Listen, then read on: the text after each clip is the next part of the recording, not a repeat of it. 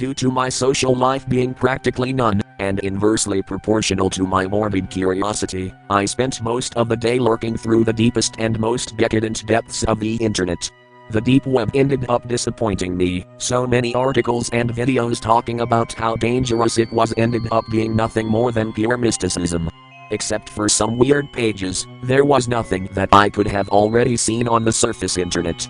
Just like many people who are into these kind of themes and don't have anything better to do, I divided my time either on 4chan or private chat groups with friends dedicated to dark and distasteful subjects. Nothing paranormal. Most of the time it was things like gore videos, rapes, etc.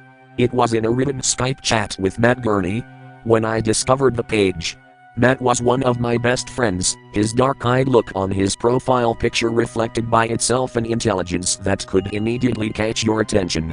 He asked me if I had any idea of a site known as Hideout Wiki. I laughed. Did he seriously think that I was so dumb to not know about the hidden wiki? No. He corrected me. It's not the hidden wiki. With very basic English he said, I meant Hideout Wiki, not hidden wiki. It was created some time ago by the guys of Hideout. Hideout was a group of very few people, like 10 or so. He kept explaining. They had a chat where they used to send horrible videos and images until a mod closed it. I knew a guy who was there before they closed it, and now it seems they have made a wiki where they post the content. I was immediately interested. I mean, a group of marginalized folks that have secret conversations where they pass illegal stuff? Where do I sign? I asked him for the link for the wiki. He passed it and I clicked it. My hopes shattered almost immediately. It was a web page made with a free service, with no personalization, 3 pages created and only 1 user registered.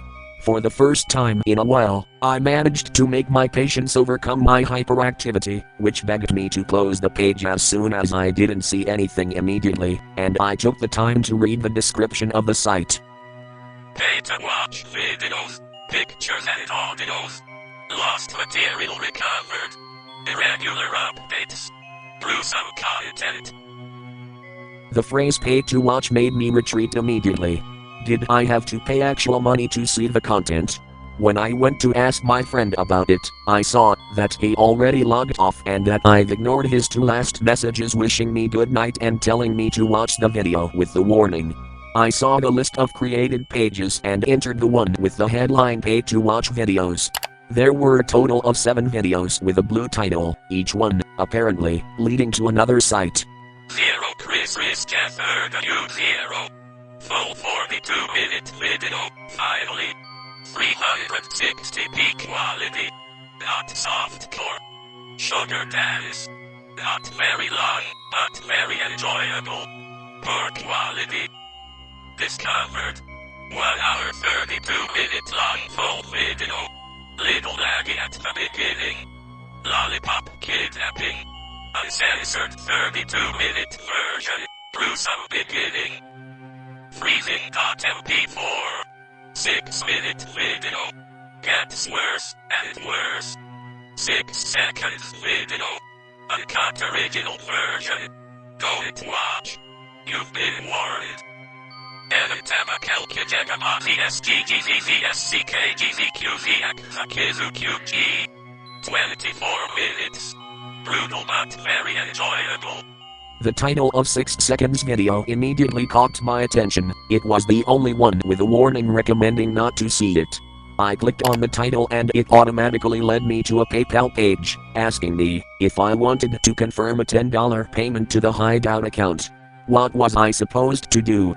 Pay someone I don't know anything about, someone from the depths of the web that could get me into serious trouble? Or just close the page, assume that these videos were nothing more than a scam and move on with my life? Of course, I made the stupid choice.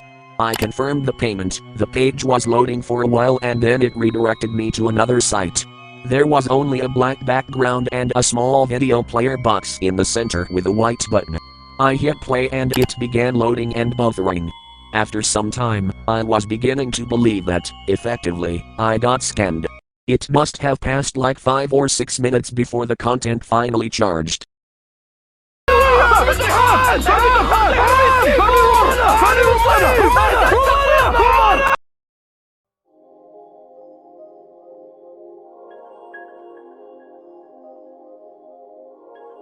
The video, which was of awful quality, was recorded inside of a car.